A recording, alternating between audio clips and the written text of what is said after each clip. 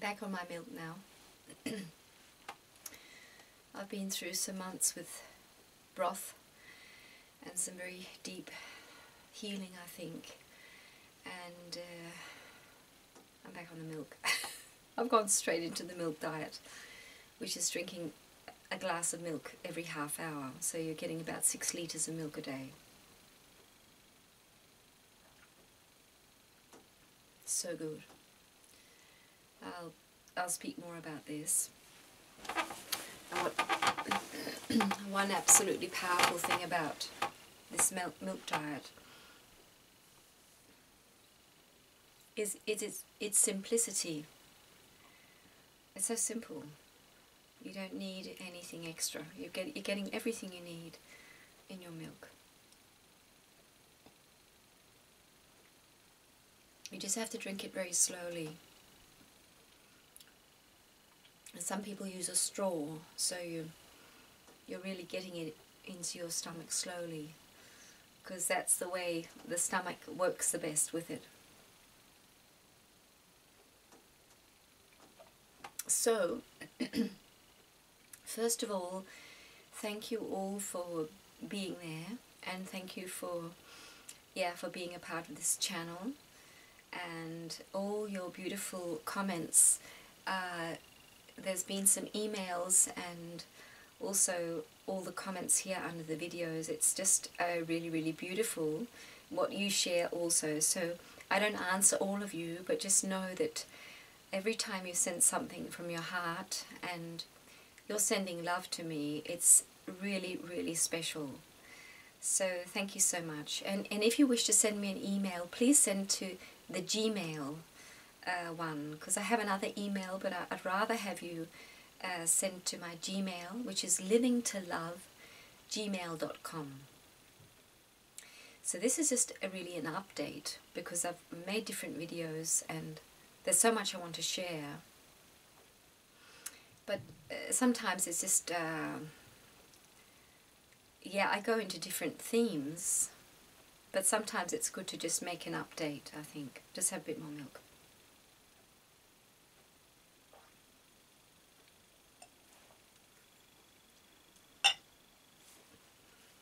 So one thing I was getting,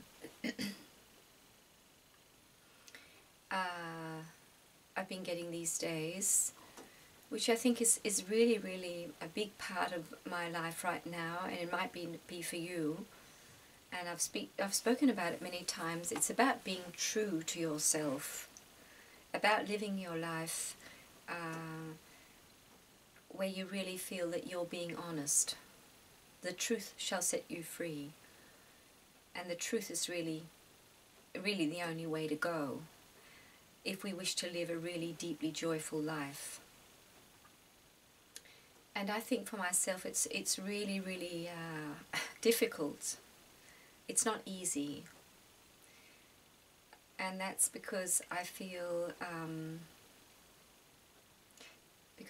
I have responsibility for making other people happy. But I don't. But it's just so deeply ingrained in me that when I stop doing that, spending energy on trying to lift people up. When I stop doing it, I feel guilty. It's just to share something about the way I'm made up. I feel I have to do it. It's like an addiction. And so when I don't do it, I feel guilty. And then I have that feeling bothering me. And I have a wonderful channeling by Pamela Cribb, a Dutch woman I'll be sharing soon, and it's actually Mother Earth speaking to us, and she speaks about these inner children, how we all have these inner children in us, and if we don't respect the inner child in us, we're actually fighting ourselves. We're creating an inner war. So all the wars you see in the world are really a reflection of the war that we're making with ourselves.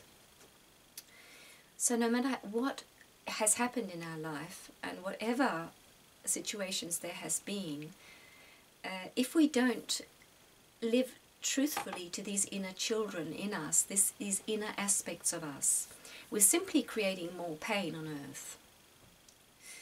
But the thing is that when we change, when we stop listening to our ego and we start listening to these inner children, there can be a lot of resistance in us because we just feel it's so wrong. Because we're learnt to be our false self. And being our true natural self feels really, really wrong. So I think it's really challenging. But just to say, in my own life, I had to make some really big changes because I felt people around me were not honest and loving.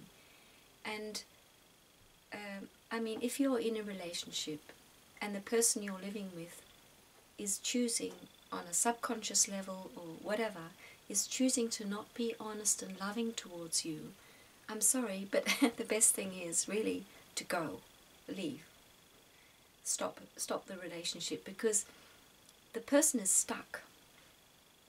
Because being honest and loving is the only way to be if you want a healthy relationship.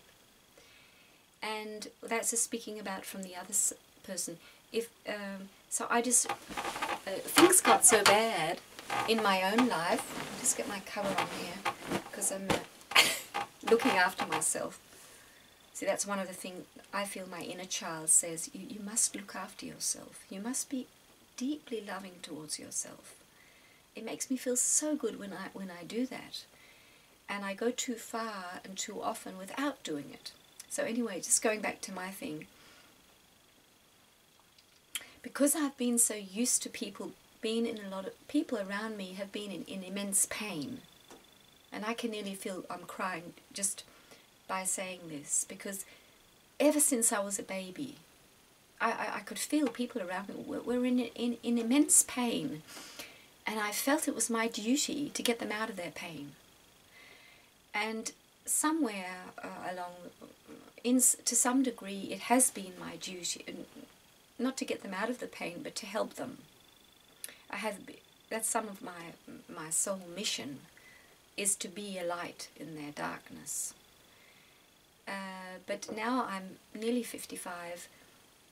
I've lived this long life with so much, which has been really intense, but also very beautiful, and I feel very, very rich.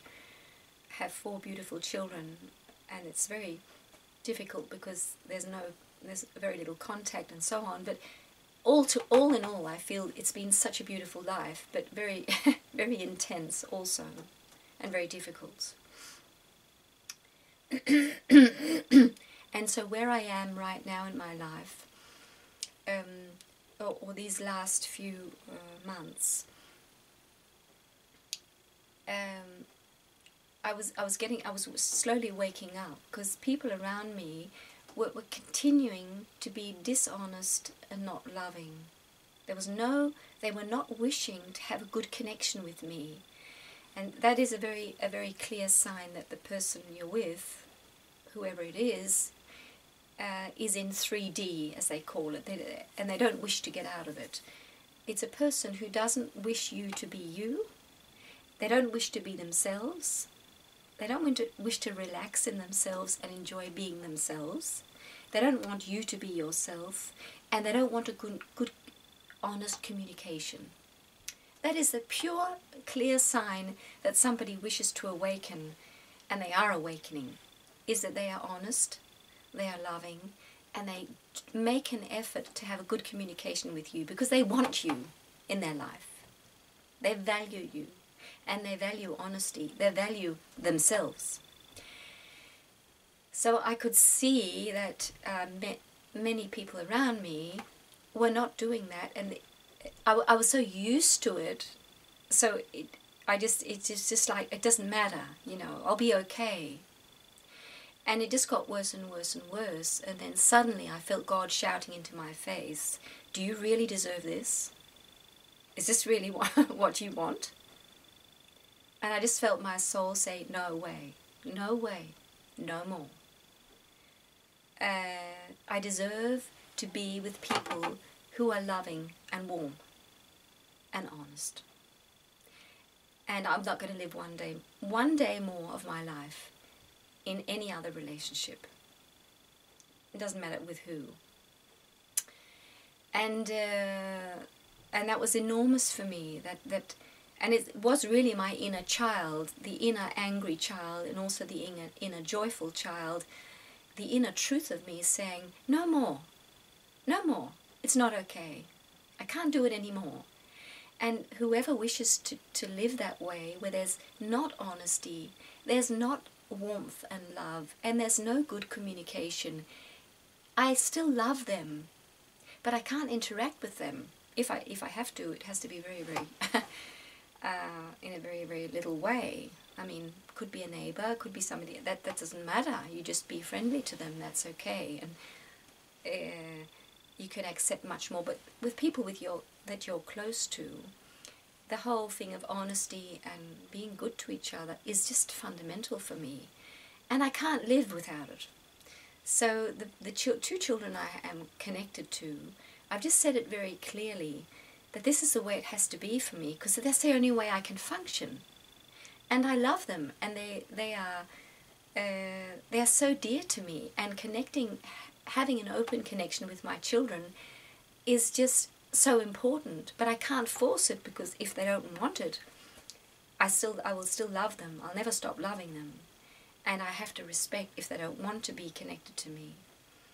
And the two of my children have responded really lovingly. And it's so beautiful when you can just have an honest connection. So I tell them I love them no matter what they do. They could be terrible criminals sitting in jail, have done terrible things. I'd still love them. I'd never stop loving them. I might say, I don't agree with what you do, but I'd always wish to be connected, to have a communication with them, and to be there for them as their mother, but also just a fellow being.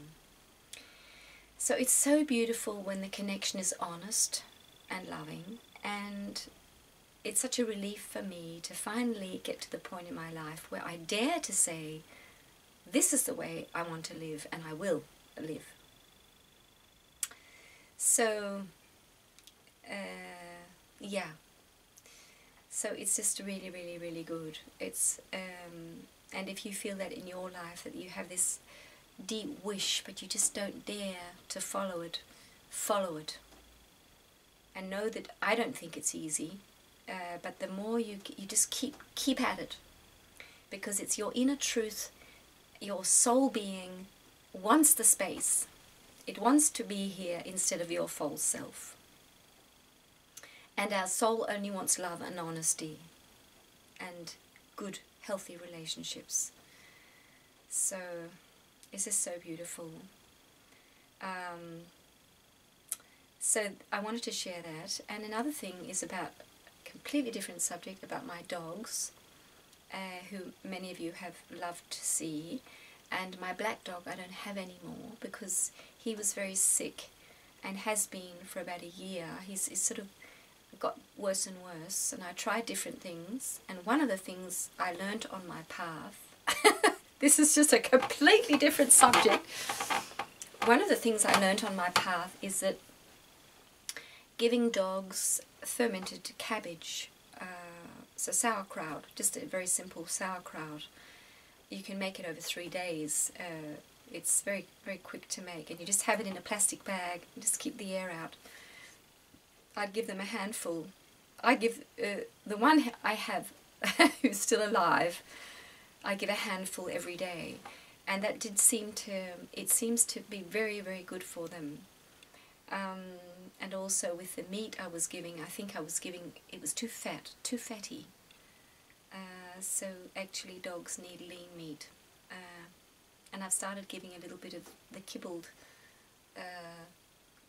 dog food without grain. So it's been a real journey for me to figure out about the diet, because I thought the dogs just needed lots of fat and stuff from animals, but I think that was actually quite hard on him, so I felt quite guilty, but who knows what else it was. The other dog is really doing well, so he's not here anymore, and the whole thing of putting down an animal you love. I've talked about this many times. When we butcher the cows, it's not a problem for me, because they don't. The animals are actually very relaxed about death and life, and they're still here. They're just not in physical form. And the main thing is that you love them. That's really, they love you so much, and the fact that you butcher them, it's not a problem. That's really what I feel in my own life. And with a dog, you get very close to a dog. It's nearly like a child, because it just is so special having a dog. So, and it's very hard. I put it out, or sort of, but I knew also I didn't want to see him suffer, and I could see he was really starting to suffer. And so one morning, I knew if he didn't want to come for the walk in the morning, I knew that's the day. And I don't want to go to the vet, because I don't like vets. So I think they're expensive. I think they treat the animals wrong. They give them all this chemical stuff. I just don't like it. And so I'd love that he was shot. The dog was just killed. And I asked our neighbour, who is really, they're very friendly people, really lovely people, very down to earth. And he's the neighbour who was in one of the first films I made, where we go and see his rocks on his farm. That's the man. And I asked him, we've known each other for many years, and we're really good friends, so I thought I'm going to ask him, because I know he shoots, if they need to kill a dog, he shoots them. He's got this rifle. And I asked him, would you do it for me, because that would be really, I think, the most humane thing to do. And he said yes, and he said, I'll just come over and do it. So he has this saloon rifle, we call it in Danish, and it's completely silent. And the day came, and I rang him, and he said, I'll come over here in a little while. And Bjørn, the dog, actually got up and to greet him, came out of his... I had them in the stable now. I have them in the stable now at night, because he was weeing a lot indoors, and it's actually much nicer for them to be out there. So he got out and he's greeted the neighbour, and then he went back to his spot in the stable where he was just sleeping, relaxing.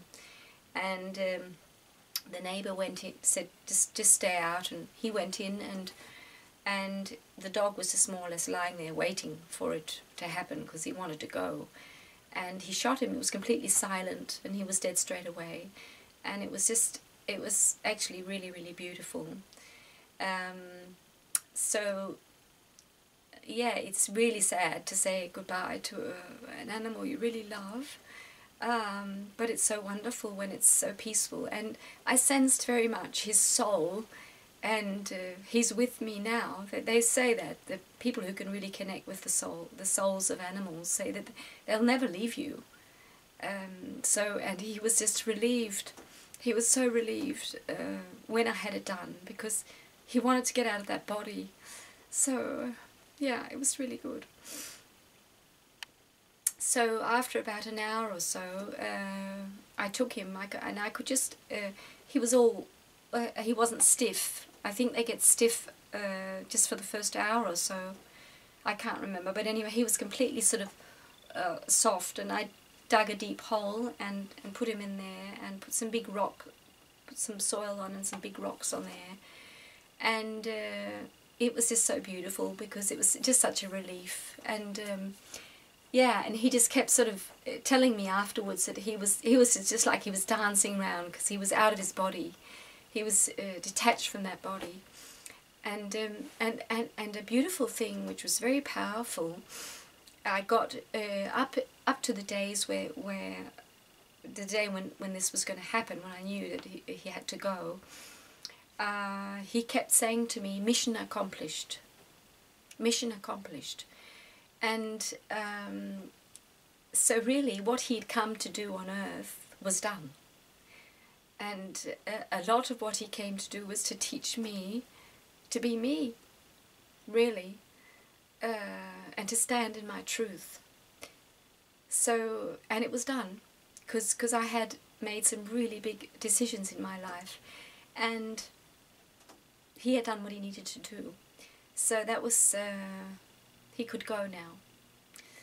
So praise the Lord for these experiences, and that death is, it's hard to say goodbye, but it's also a great relief when there's suffering, and it's good that we can stop the animal suffering. So yeah, so now I have the other dog, and she's nearly 15, and she sleeps and eats. That's all she does. She loves her food, and she loves to be cuddled and go for very little walks where there's no long grass, where it's just all very, very, just nice little path to walk on. And we go home and she has a big feed and she goes on sleeping. So it's very, very calm.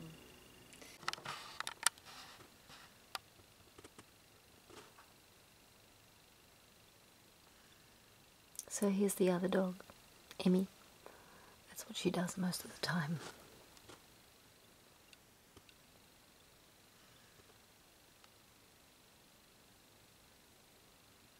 Very relaxing. See you, my friend.